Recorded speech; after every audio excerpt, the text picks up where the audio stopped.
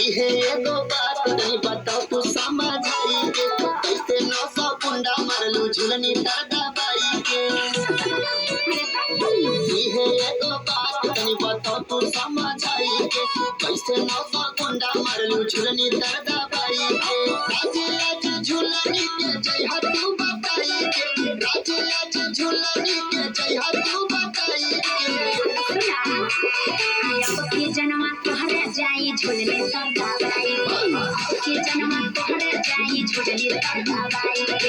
जानी जय बराज यमा राज लगे जाई जानी जय बराज यमा राज लगे जाई के जनमा तोहरे जाई झुलने तर दबाई के जनमा तोहरे जाई झुलने तर दबाई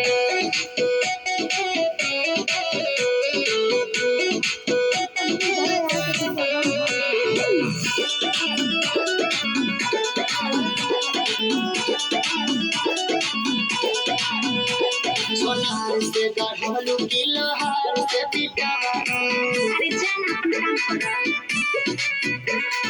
इतनी बड़ी झुलनी कैसे नाक पे चढ़ावा। सोनार से गढ़लू की लोहार से पिटावा। इतनी बड़ी झुलनी कैसे नाक पे चढ़ावा। ये सोची सोची हम घूमी पागल आई के, ये सोची सोची हम घूमी पागल आई के। के जनमा तोहरे जाई झुलने तर दबाई के जनमा तोहरे जाई झुलने तर दबाई।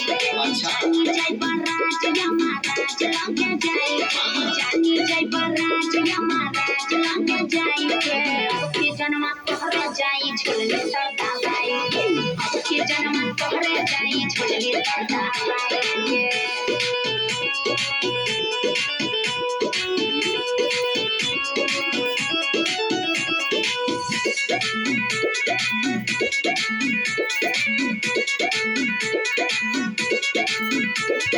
जहाँ जहाँ जाई सब पूछे एक बतिया। अरे कौन बतिया कितनी बड़ी झुलनी पहले रहल अवरतिया। जहाँ जहाँ जाई सब पूछे एक बतिया। कितनी बड़ी झुलनी पहले रहल अवरतिया। देई का जवाब यो सिलेंडर लगलू गाई के, देई का जवाब यो सिलेंडर लगलू गाई के। के जनमा तोहरे जाई झुलने तर दबाई के जनमा तोहरे जाई झुलने तर दबाई। जानी जय बराज यमा राज लगे जाई जानी जय बराज यमा राज लगे जाई के जनमा तोहरे जाई झुलने तर दबाई के जनमा तोहरे जाई झुलने तर दबाई।